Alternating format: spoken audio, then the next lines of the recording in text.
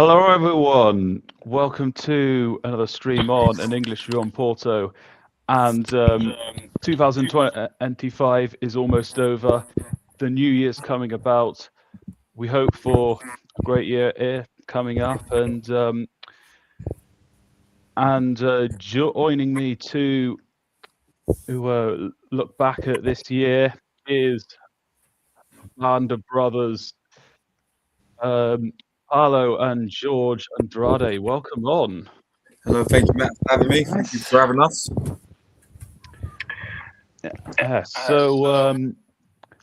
Before I go right to the very start, what are your kind of general feelings?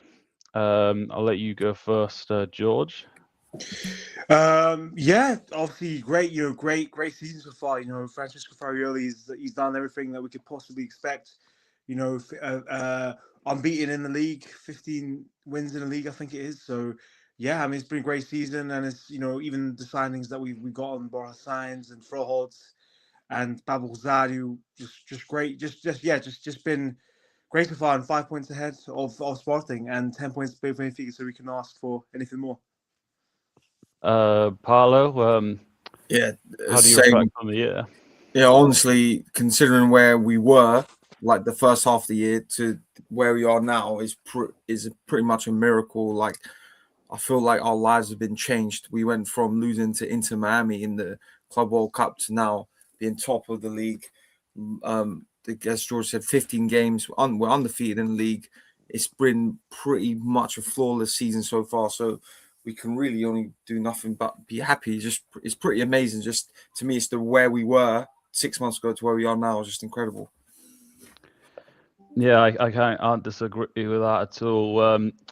We will spend most of this stream talking about this season, but given that 2025 is almost over, it would be fitting to look back on what the events that happened earlier in the year. And well, it started with Victor Bruno losing his last two games and then getting sacked. Then you had temporary replacement where the youth team manager took charge for a bit, the Santa Clara game and also the Olympiacos game. Then, of course, we had Martin and Selmy come in around this time, got off to an okay start. Few question marks here and here in particular, but I think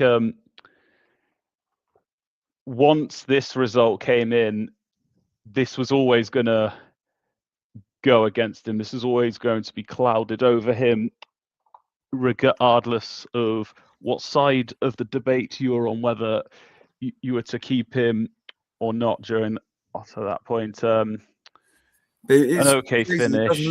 It doesn't look terrible when you look at like on the results. Obviously, the Benfica result is bad, but it doesn't look that terrible. But then the vibes at the time were really bad, just the overall bad vibes. So it's just interesting when you show there's just the results. It doesn't look awful, but and this result in particular, I found myself taking a break from club football at a point. My personal reflections on Anselmi, most of which I did when we appointed Farioli and after the Club World Cup, which we'll get to in a second. George was on with me for that second stream, was that he got off to an okay start, but then it just went disastrous from there. I mean, most of these were expected results. Of course, the disaster in the Taça de Portugal, having been the two-time on the bounce holders, to then go out to Moreirense, that was a disaster. We don't need to go into the IS competition. Of course, good to get something here. And then the Europa League, well, we'll focus on this year. Obviously, this result was very disappointing. This one, I expected a 3-0, but at least we got through.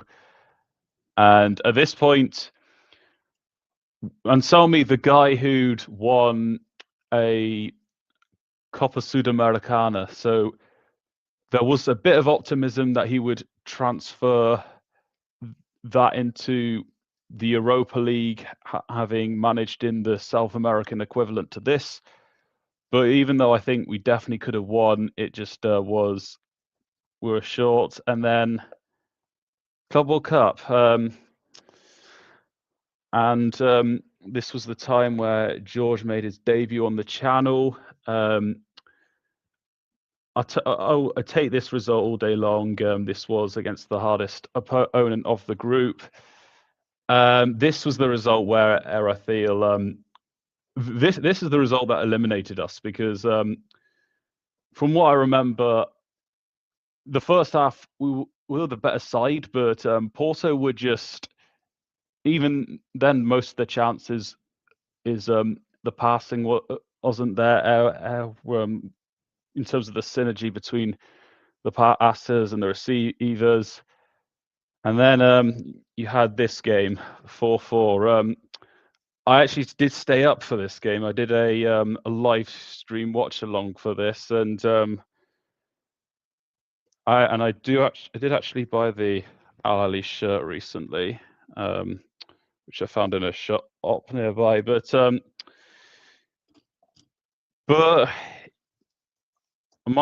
this in and of itself might have to be a talking point, which I'll evaluate soon. But I'll bring in you guys. How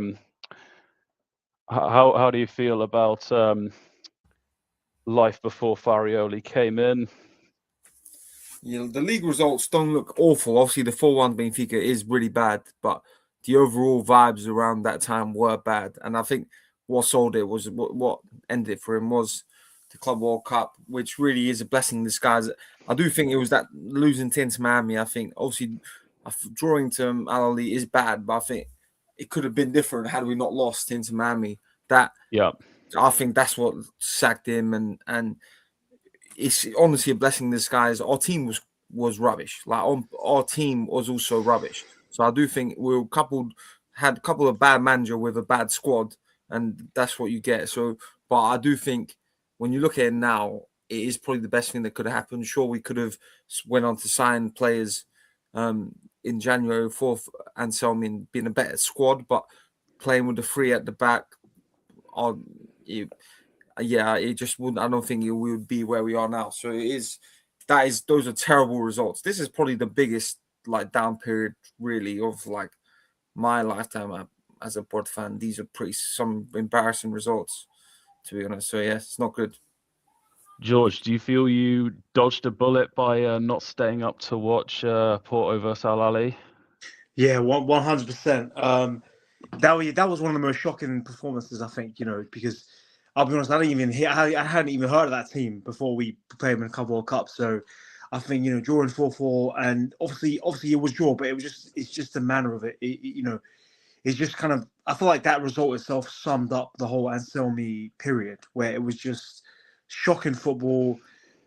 You know what I mean? Just dire. And yeah, and I think I'm glad that we got rid of him after that tournament, because could you imagine, even the signings that we made, the great signings that we made in the summer, could you imagine giving that to Anselmi? Could you imagine giving Froholt and Pablo Rosario and Borja Sainz and Albert Costa? Could you imagine giving all those players to Anselmi? He would have played with them in the back three and probably seen the same really awful football with. So yeah, that was just, I'm glad I didn't stay up for that. Vega didn't do anything under him. Yeah, Vega was poor. I thought like as our first insight into Vega as a Porto fan watching these games, I think he wasn't good. But he did, even in this season, he did take a little while. But yeah, I think it shows that while we did have a bad squad, Anselmi was not the guy to to like be in charge of all these guys. And I think had we kept him, we would have likely seen an Eric Ten Hag situation from his last season at Man United, where he got up backed, including not just with the players but with coaching staff, and Man United didn't progress from there. I think we would, even if it didn't exactly go that way, if that had happened and gone badly wrong, then we'd be back at square one. Yeah. George, any other thoughts on the previous season and the Club World Cup before I get into something? Oh yeah, for sure. I was going to say as well, like, I guess nothing sums up like the transition. I think the transition from that Club World Cup of that season to this one, nothing sums it up more than, for example, I remember when obviously we played who was it we played? We played Palmeiras in the Club World Cup, and then obviously the games that we had afterwards. I remember even seeing some Brazilians on TikTok saying that if Porto was in the these Brazilians were saying that if Porto was in the Brazilian Serie A, we would be battling relegation because we were we're a disgusting team.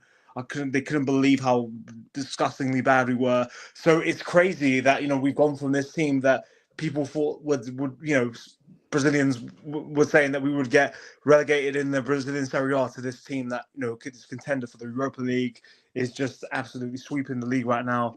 So it's just insane, the transition from literally a 2-month period, like maybe not even a 2-month period, a 1-month period, pretty much, from that World Cup to the team that we have now. It's just insane transformation. I mean, you can't believe it, really. So yeah, that's pretty much it. But yeah, it's just insane how much we've improved. Before we do get on to Farioli, Villas-Boas, and the beginning of next season, I will share something that happened from one of my streams. So this, if this ever got exposed at work, my job could be on the line, because when I did this stream, of course, there's a lot of drinking of Budweisers. Unsurprisingly, there was profanity in there as well. But another moment stood out as I was doing this stream, and this was in the first half. This is before we'd even got to 2-2, a low 4-4. I, of course, also factoring in that this was past 2 a.m. I ended up getting a nosebleed on this stream as well. So yeah, that was That's pretty crazy. mad stuff. And I recall also I was thinking of ending the stream at half time because I was getting no interaction, but then somebody I knew who was also there when I did the Palmeiras as Porto preview, and then again a few times since, and then of course so we also the madness at the beginning of the first part of the second half, where we had 3 goals in quick succession. Lots of moments of bad defending by Porto, lots of moments of bad finishing by Al Ali, and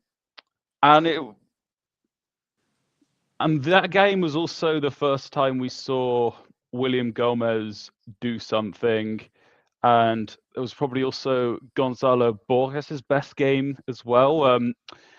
Even though Al Ali are the biggest club in Africa, it might actually be a reflection on how they might do in our league. Although then again, my guest at the time did say that there was this Al Ali squad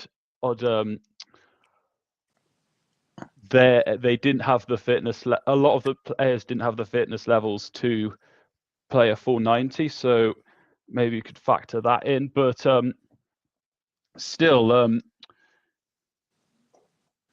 I'll feel free to make any comments in regards to the transfer window. But in fact, I should probably share that bit now. Yeah. I'll share my screen for that. But what I will say is Andre Villas-Boas, amazing business, not just with the signings he brought in, but he made a profit by selling off bums like Pedro, who for some reason Martin and Elmi decided to make him one of his main defenders, and the fact he was playing one of the worst players was a stain against his chances of staying. But Pedro and Borges, they actually got money for them, which is And very Otavio. impressive. Otavio. Otavio, we made like a profit on that, which is crazy because we signed him for a decent amount of money and we made a profit on him. I think the biggest one to me, like because of the actual deal, the biggest like crazy deal we did was getting Alberto Costa for João Mario. But you're basically like it's basically we paid 5 million and they put. I don't read the logistics behind that deal was a bit stupid, but we basically sold a player. We got a player and sent them a player in return. We sent them a worse player for the better player, which to me is just insane. And considering, like, we haven't had a good right back since 2018, since Ricardo Pereira went to Leicester. We haven't had a good right back. We've had a mismatch of right backs. We've had wingers playing right back, and the fact that we went and got a starting right back and we sent them our crap one. That one is probably the deal of the summer for me. And but when you look at these signings, really, like the majority of the signings, I would say have hit. There's only been a couple that haven't, but that's a lot of them. Some of them is just because they were brought in to be the third choice goalkeeper. But the only signing, in my opinion, that maybe we could have done better, and it's just because of injury, is Luke De Jong. That's the only disappointing one because of injury. He's barely played, but he did score against Sporting. But yeah, like when you look at this window, it's pretty incredible, to be honest. Yes, we'll touch a bit more on these signings just a sec. But you did mention João Mario. He's one of the only players that improved under Martin Anselmi, because he seemed to fit what Otto Anselmi wanted to do.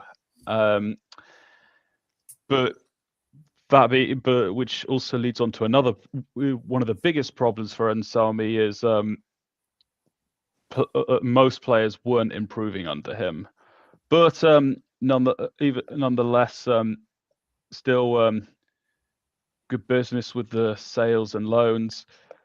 But what I'll do now is we'll look at each player and you can give your ratings. So, but it sounded like somebody had a contribution to say, so I'll let that be expressed beforehand. No, yeah, just sorry, quickly before. I'll say without Anselmi, the only positive I think that came from his time is the Rodrigo Mora getting. That's like the only positive that came, where he actually played him loads, and without him, we might not have seen that, because we did see Mora take some time on the Farioli to actually get minutes. But that is the one positive that we got from Anselmi is Mora played loads of games. He was our one bright spark. But yeah, apart from that, it was pretty awful. But we got to thank him for that, because he is our wonder kid. Yeah. Mora improved, the wing backs improved, nobody else did. Yeah. Francisco Mora being the other wing back. But so Gabri Vega, I think even he's got off to a good start this season. I think we can reflect that Anselmi used him very poorly. Factoring it, if we go off just the season, I'll give him an 8 out of 10. But if we're also factoring in the Club World Cup, which was a part of last season, I'll say 6. For me, this season, just for this season, I'll give 7.5. I think he took a little while to get started, but he has been good in most of the games. But yeah, 7.5 for me. And George? Yeah, Gary Vayner, I would say, yeah, around what my brother said as well, 7.5.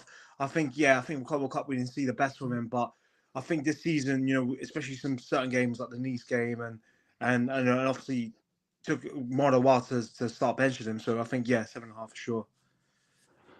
João Costa hasn't had any minutes.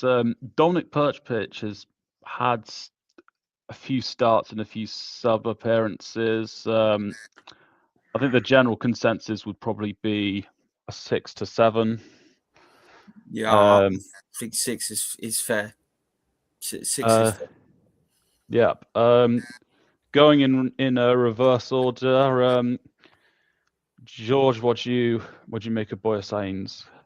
Boya Sainz, yeah, I'm gonna give him an 8 so far. I think he's been, Osman Brother sometimes had different opinions, but yeah, I think to be fair, he probably started off not the best, but I think the past few games he's been actually having a proper impact and scoring in kind of crucial games of the Utrecht game, like getting equalizers, getting winners. Obviously he scored that amazing goal the other day.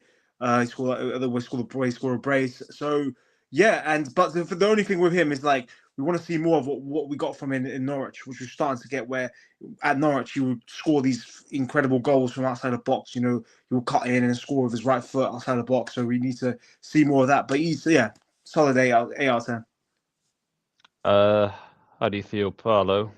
Yeah, for me, he's a 7. I'm lower on him than a lot of other Porto fans. I think the last few games he is, as George said, showing what we got him for. I thought he was going to show a lot more individual brilliance. I think he has good moments. His pressing is great, but there's a lot of times I'm watching him and I think he's a left winger with no left foot, and if he's not cutting in, what is he doing? But the last games he has been a lot better, and I do think for his ability to press, I think he has been good. So yeah, 7. I'll say 7.5. Victor Froholt, one of the best signings of the season. I was privileged to watch him twice this season. 2 were at the same games as me. I'll say, because there has been maybe a few games where he's been maybe shortcomings, like Nottingham Forest and Benfica, but I think it's been a mostly positive one. So I'm going to say a 9 out of 10. Yeah, to me that isn't yet like 9.5 really. Yeah, like you said, there has been games, and I think there was about a month in between the October and November international breaks.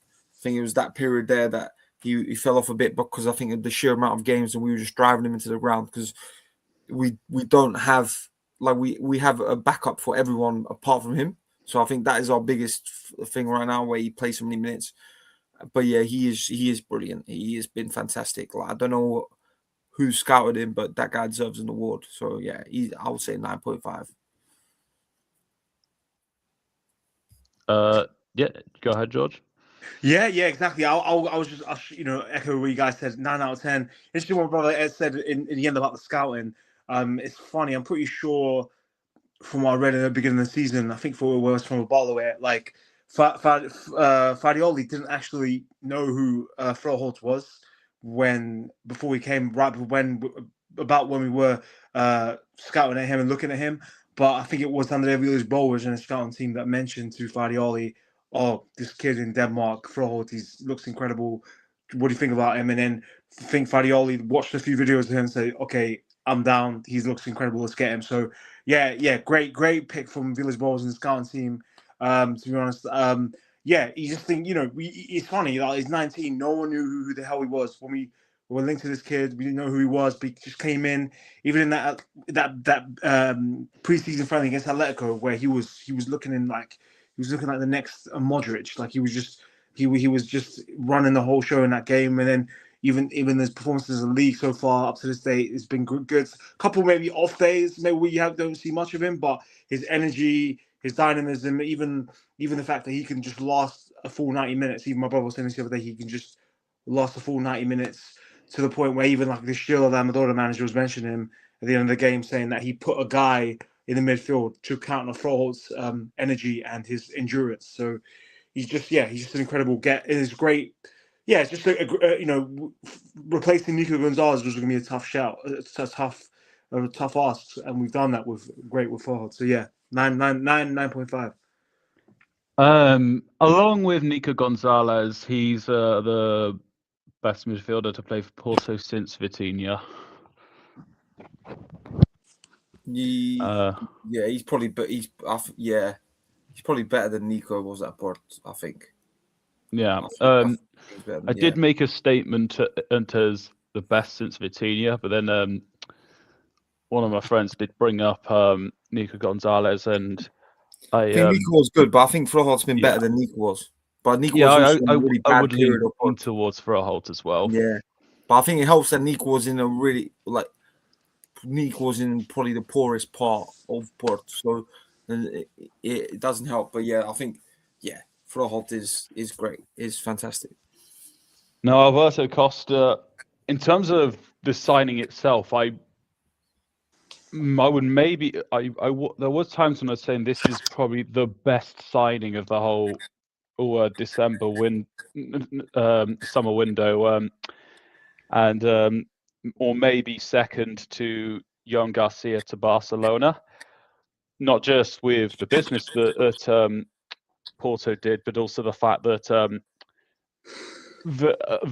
as I mentioned on my Not in Forest preview stream, that it was on the other stream when I was a guest on at the Red Side of the Trek, and had mentioned that Porto's right backs this century have been mediocre to bad, and to upgrade on that from a footballing point of view was also great as well.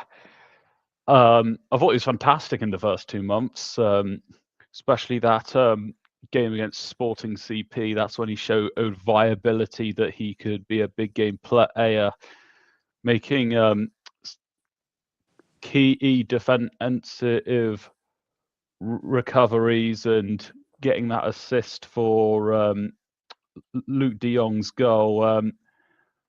I think since then he's been nothing special, but I'll give him a 7.6. George, you want to go? Go for it. George, you go. Oh yeah. I'll give him around. I'll give him an 8. To be fair, I think. I value him really highly. I think we really upgraded very well from going from João Mario to Albert.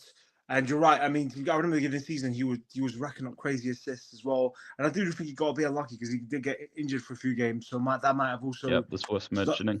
That might have also kind of curved his development for a little bit.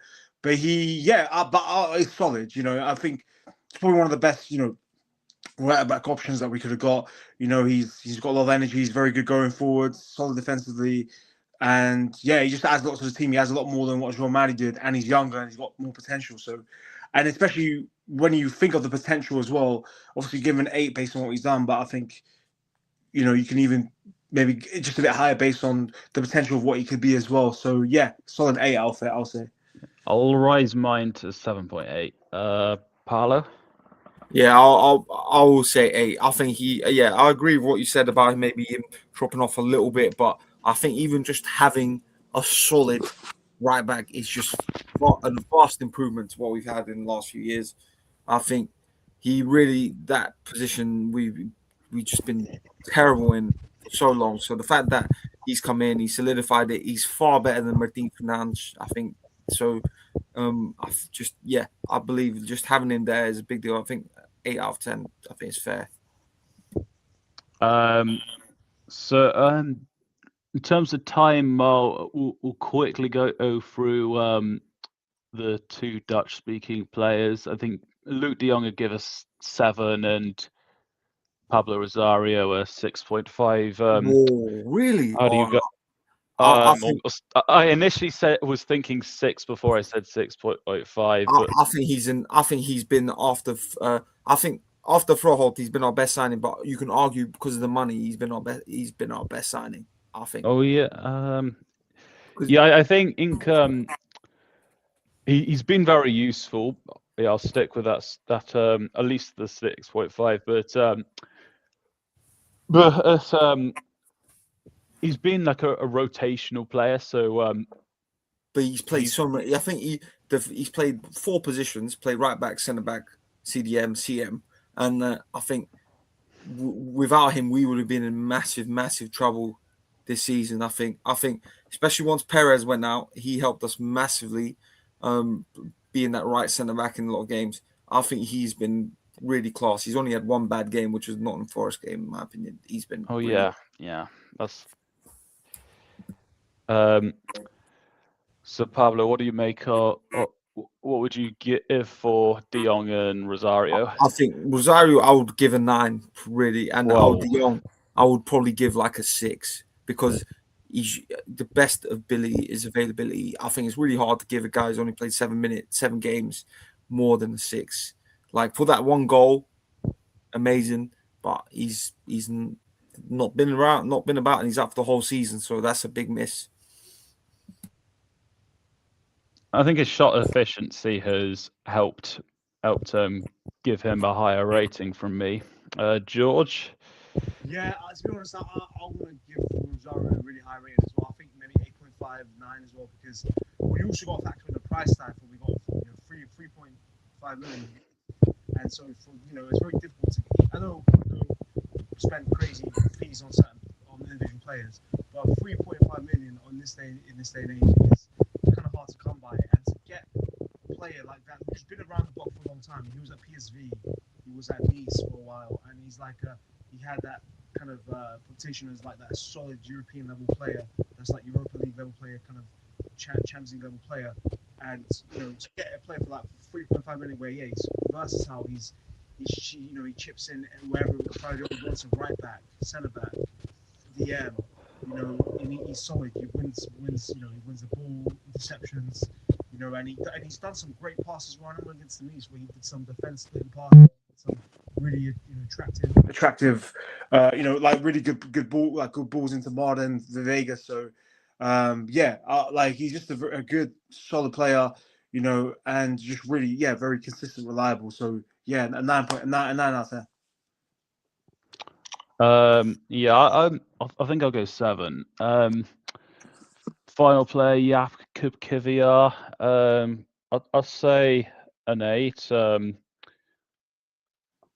I think he's done unwell here.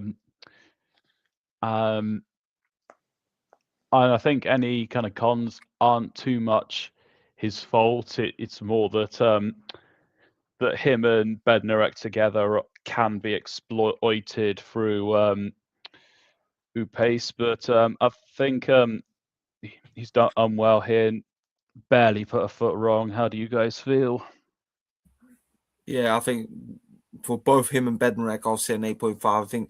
I think you're right about the pace. That's the one thing. But I think they've both been really good. I think the fact that we can go and get a guy from Arsenal, I know he wasn't an out-and-out starter there, but a guy who Arsenal liked because he is good. I think the fact that we go get him kind of shows where we're at right now. And yeah, he's really. I think he's really good. I think I do rate Bednarek a bit more. Surprisingly, I was a bit surprised how much I rate him, but yeah, I think both of them have been class for us. Yeah, and same. I'll rate this one as an 8 out of 10. I don't. To be fair, you might not know what I mean by this phrase, but it's in Portuguese. But it's Kivio and Bednarek kind of sums up the transition from, as we talk about the transition from last season to this one, because there was a meme last season about Otávio, Zé Pedro, and Noam Perez. There was Portuguese memes like Deus me ajude, which means all feelings together means God help us. And it's just funny going from that to Kivior and Bednarek, yeah, Kivior has just been solid. It shows the ambition as well, the transfer market this summer, because going from a player that like Kivior was doing very good performances for Arsenal in the Champions League against Real Madrid. Arsenal fans really liked him, rated him highly. So to get him showed the ambition from this season. Yeah, he's just been really solid. Great Polish partnership as well with Bednarek, and it's interesting as well. It's funny we're building a little Polish contingent at Porto. We got these two, but obviously I don't know if we can talk about him much now. But we've potentially got that third Pole incoming with the Oscar kid from Jagiellonia. So it's funny we're building a little bit of a Polish army. But yeah, solid out of 10. He's been great.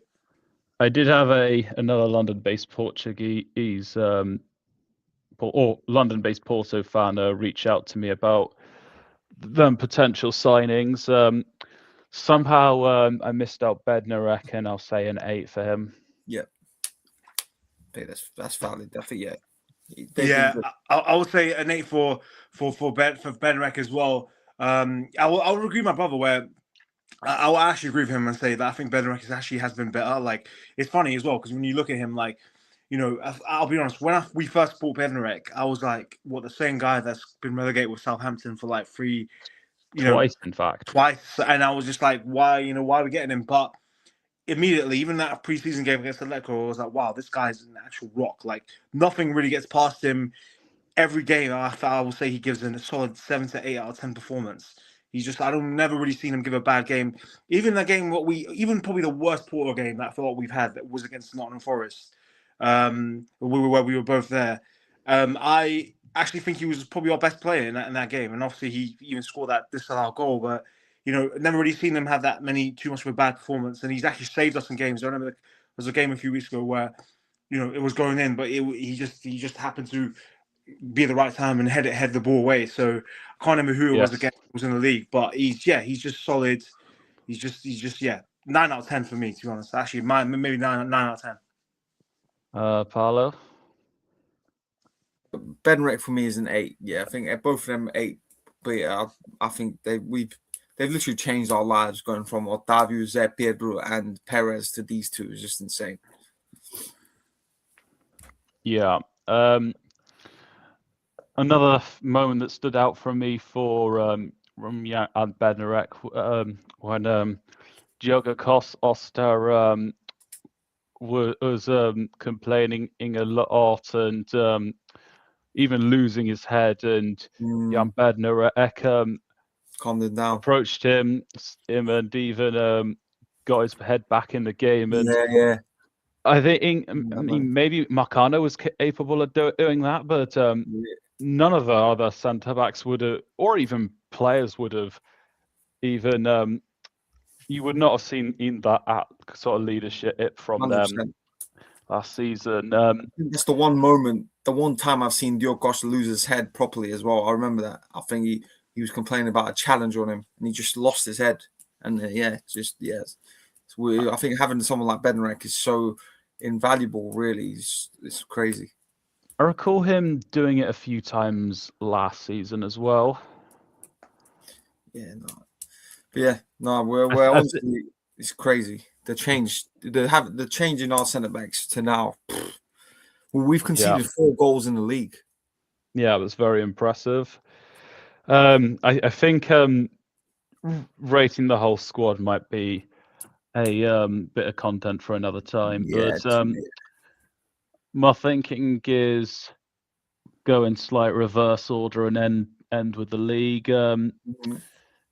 Europa League, after only getting to one round in the previous edition, Porto end the year in 8th place into the which will take us to the round of 16 stage, and we've had a 1-0. We've had 4 all wins, 1 draw, and 1 loss. Porto game, the Red Bull Salzburg game. They had some moments, including exploiting the speed weakness of Kivior and Bednarek together with a few chances, like the disallowed goal, the chance that got cleared off the line. Porto themselves had a few chances, and Gomez, what a goal that was. The Red Star Belgrade game, well, it was a rotated team with the Benfica game in mind, but still managed to do it. Nottingham Forest, that might be one to talk about at the end. Utrecht, that's actually the only point they've got in this Europa League campaign. And the fact that they went to 10 men, Porto certainly should have won. Of course, Nice didn't do much, and it was a pretty routine victory. And the Malmo one was quite disappointing, but Nottingham Forest game, one we went to together. My thinking was on the Porto side, we didn't create enough chances, and that would have been a critique I would have had for Nottingham Forest had they not had their goals. But also the fact that all the big decisions went in favour to Nottingham Forest. First penalty, ball to hand. The disallowed goal. I would actually argue that Samu was in an onside position. First he starts out in an offside position, but then there's a header on goal that gets blocked by a Nottingham Forest player, which then puts Samu in an onside position, and then of course that sets up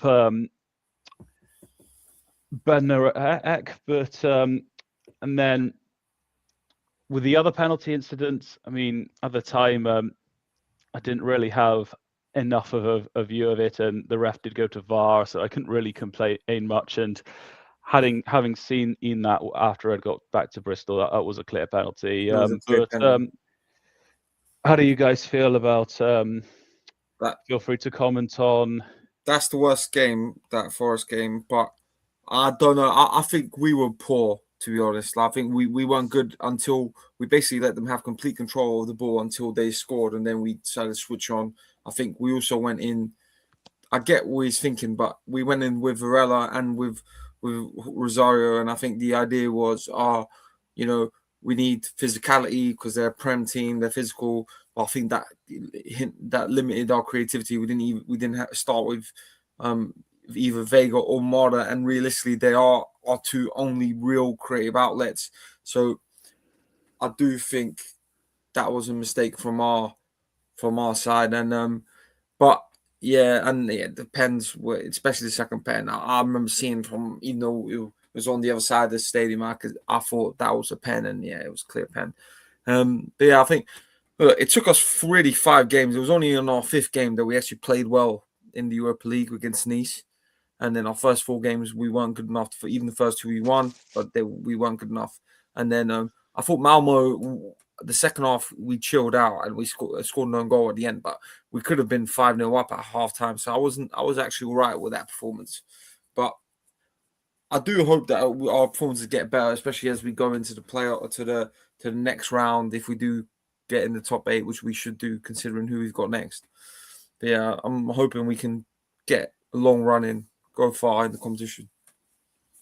How are you feeling, George? And the Nottingham Forest game was one we were all at, and but feel free to comment anything in regards to this.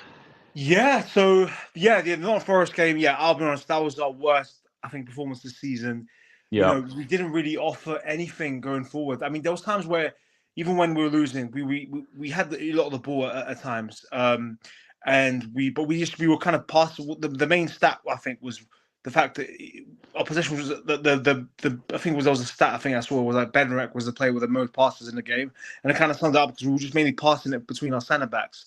So we had a lot of the ball, but we weren't doing anything with it. And it's funny because Sean Dyche, obviously his first game not for us, had that reputation as being the long ball merchant of just going to pump it up long, Brexit football and route one. But we were doing a lot of that the whole game. I remember it was like would pass it between Bednarek and Kivior, and one of them would just lump it up long to Samu.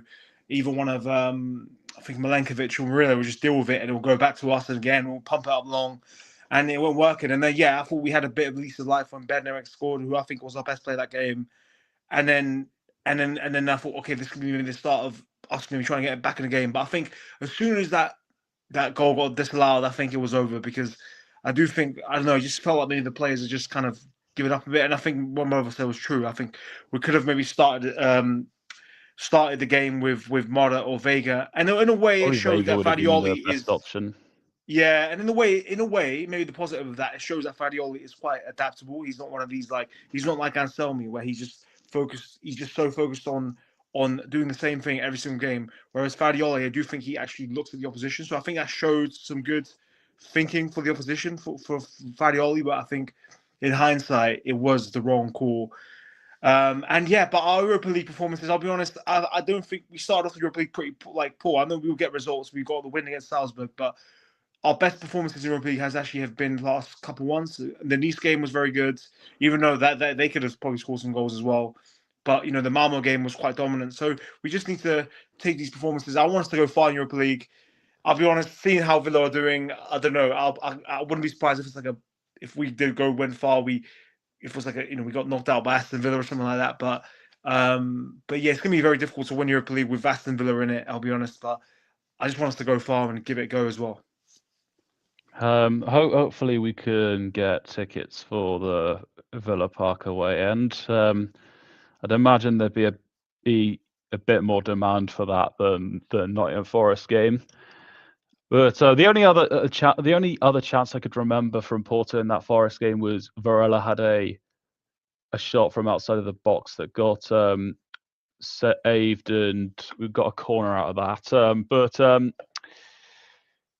I think for next year, if we can, 4 points should be enough, but we should be getting that 6 points. And I am delighted to say that I do have a guest arranged for this Porto vs Rangers game. Won't necessarily be my only one, but you guys may potentially be welcome to come on to the agreed time. But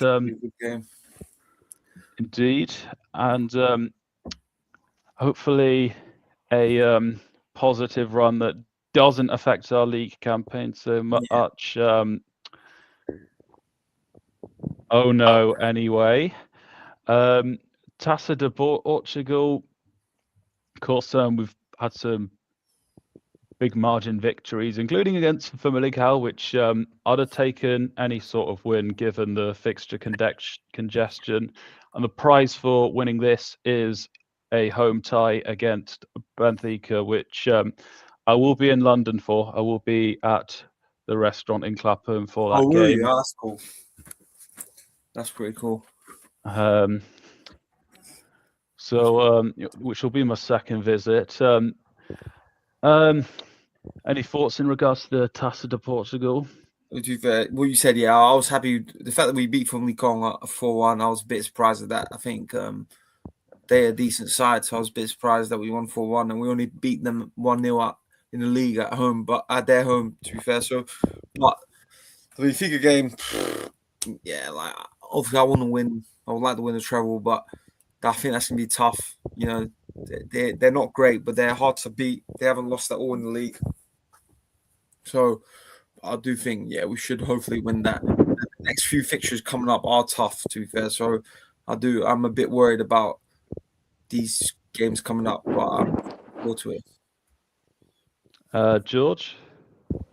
Yeah, to the big game, I feel pretty confident, to be honest. I know they've gone on a bit of an unbeaten run, but I'm not worried. Yeah, I'm not worried about Benfica at all. I feel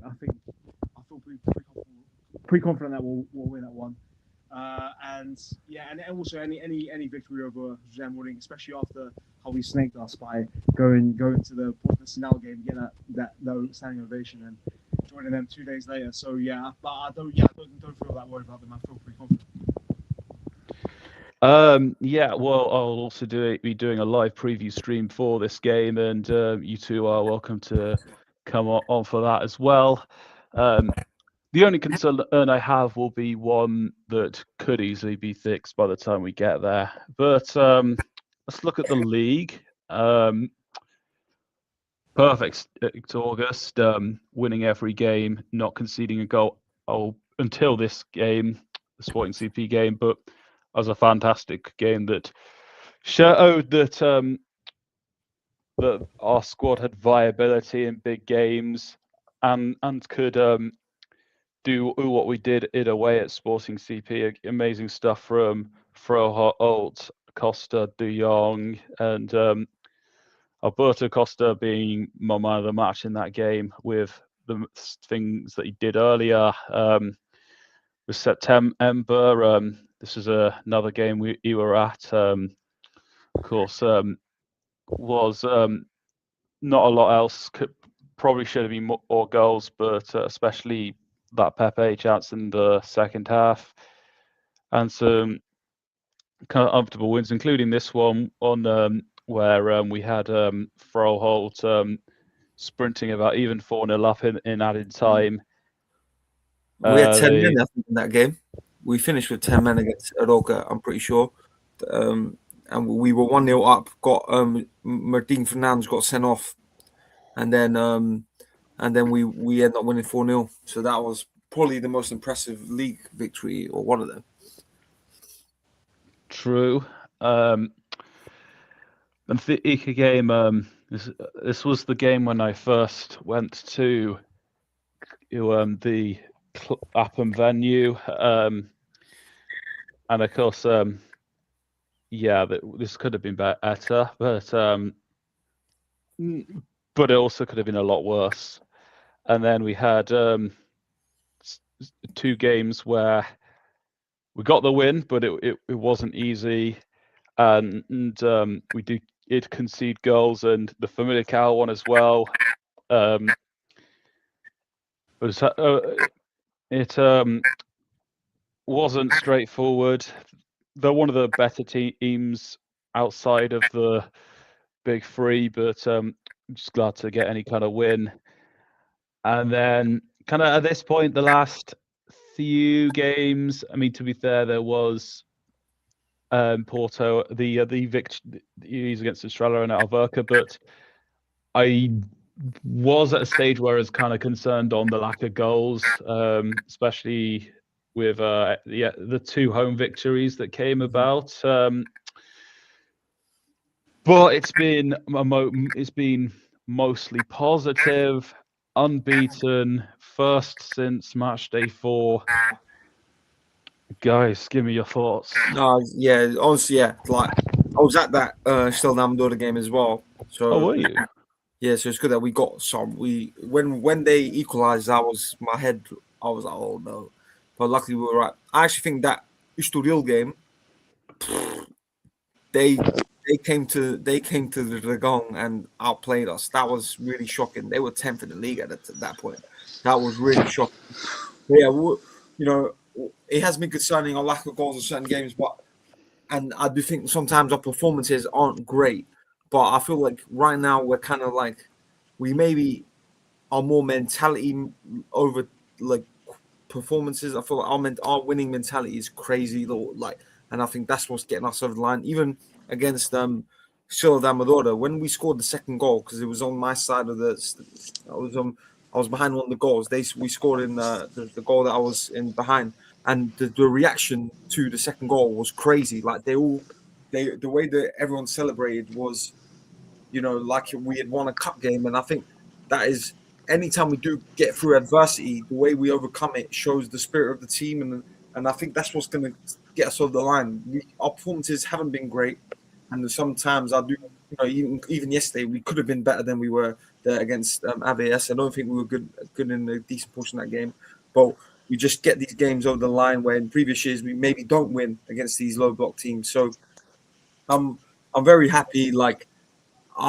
Again, and it's just when you look at where we were 6 months ago to where we are now, it's just amazing. I do think we will win the league, and it's just, I think the performances, could be better, but the 3 points is what matters. I'd agree. I think surely we've got to finish at least top 2. I mean, Europa League's got to be out of the question. George? Yeah. So it's been obviously incredible as well. Obviously, when you look at that, the fact that only one draw in the league and the rest victories, unbeaten. And yeah, I'll be honest. I'll basically kind of echo everything my brother said. It's like I actually don't think our performances have been incredible for the most part. I think our performances in the start of the season were better. I know that Aroca game where we had 10 men, but we want to batter them 4-0.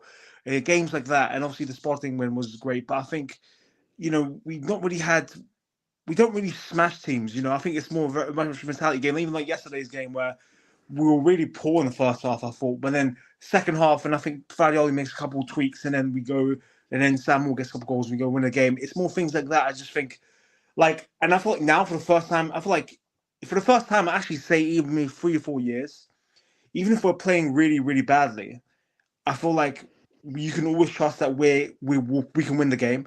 We're even under Sergio Conceição, right? Even before the Anselmo, even before Sergio Conceição, we would sometimes really struggle against these more smaller teams. We would struggle sometimes at home against like Israel. We would lose sometimes games, these silly games to these teams at home on the Sergio, and we will turn up and smash Benfica 5-0. But we wouldn't have the mentality sometimes against these smaller teams. But on the Farioli, I actually think the mentality is there. Like even if we're playing really badly at home against one of these small teams, we're probably going to win the game. And yeah, and that's that fixture list that just sums up everything there. And we just need to just keep continuing it. Maybe make a couple. The fact that we added Thiago Silva, we can get this Oscar guy. Add maybe 1 or 2 more January signings. Just continue this run and make sure we try to win. Yeah, win the treble, win the Europa League, that's as well, and the most importantly the league title. Yeah, finally, I'll reflect on as we're coming to the end. I'll reflect on past content from this year, starting with the shorts, where of course this one was a sort of like a 1-year anniversary thing, seeing as when I initially filmed it, this channel didn't exist, but I believe I came into 2025 on about maybe 30 subscribers, something along those lines. And then I had so we'll get to a bit of an idea on the growth in a bit later, because there was a more pivotal point. Had a 7 short worth rants after this Benfica loss. Then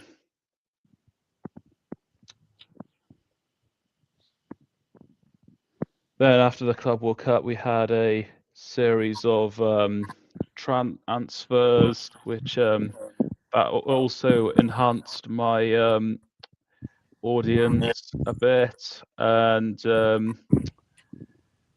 there was another one in particular that which is on the video section, but that did influence as well. But was getting more views later on. Video wise, this should take up less time.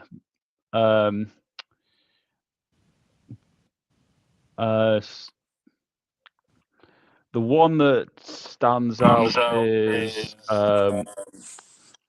this one, the preview where I had Michael Statham from Football Orange on, and looking back at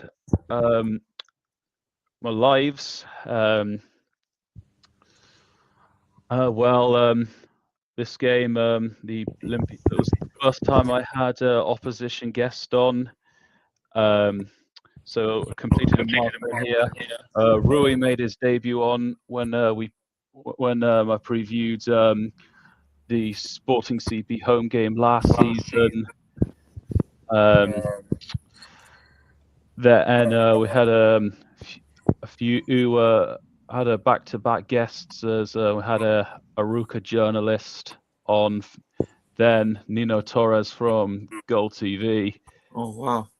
It's been on 3 times. First time was for the Porto derby.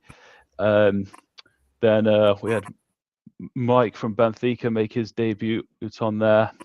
Albert makes his second appearance here after joining my second stream. Then, of course, the first of the Club World Cup streams, where we had 3 guests. We had Rui come back on. We had George make his debut and Palmeiras fan Chris Tomasino. And this is probably one of my proudest things I did of the year. The fact that I was able to get at this group together and for a few things in common as well. And this was where my live was most active. The most active chat at. I've got a shout out to display this right here. I've had some comments in the streams, but nowhere near to this degree. And then yeah, also shout out Dennis from the Red Sea podcast for the Olympiacos one. I forgot to do that here. Had Rui back on for the Inter Miami preview. And then had Al Ali fan Roar on for this preview. Had George back on as Farioli was appointed. Albert again. Sam Fonseca makes his debut as we looked ahead to the Sporting CP away game this season.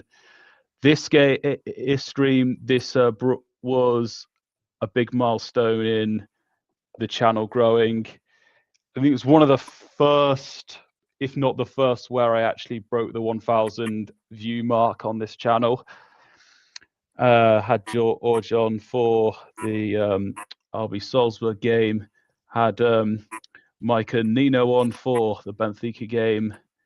Shout out Adam from a Red Side of the Trent for previewing this game with me, the Forest game. And then, of course, Samir was on for looking ahead to Porto versus Braga. And so far, 137 subscribers. It's progress. More to come, but it's been all good so far. I've been happy with this year's progress, and also factoring in that we have this channel has been going for a year and a few months. So, guys, any final thoughts on Porto or even the channel? Doing really well with the channel. I think what you're doing is really good. I think it's cool to see like more, obviously I think English speaking Porto content creators is great. Obviously you being English and supporting Porto, I think that's always great to see someone, just find love for a club. Like, I think that's really cool. And I think the impressive thing is you getting some videos of so many different people and also putting other people on, other content creators on. I think you're doing a really good job, and I think we'll just continue to grow. And the other thing to that is that maybe slightly out of time, but Porto podcast in English had been quite inactive. So this was also a great opportunity to get into this market whilst the main horse hadn't been active. Any other thoughts from you, George, for 2025? Yeah, it's obviously been an amazing season, and on the channel as well. Obviously got echoing from what I said. The fact obviously, it's really cool to see the fact that you're not in Portuguese, you're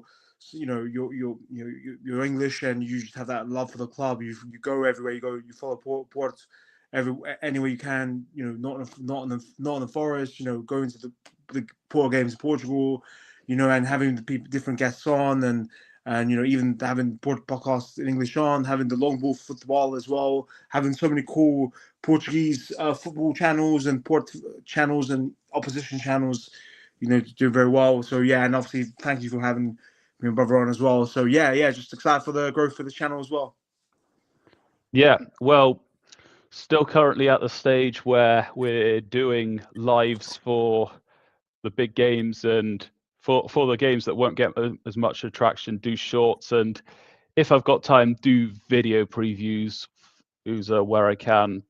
And then eventually, once this channel gets to a bigger and better place, then we can certainly do more of these and have more interaction with the viewers. And speaking of them, shout out to all you guys for your comments, for the views, likes, and helping take this channel to where it is and eventually beyond.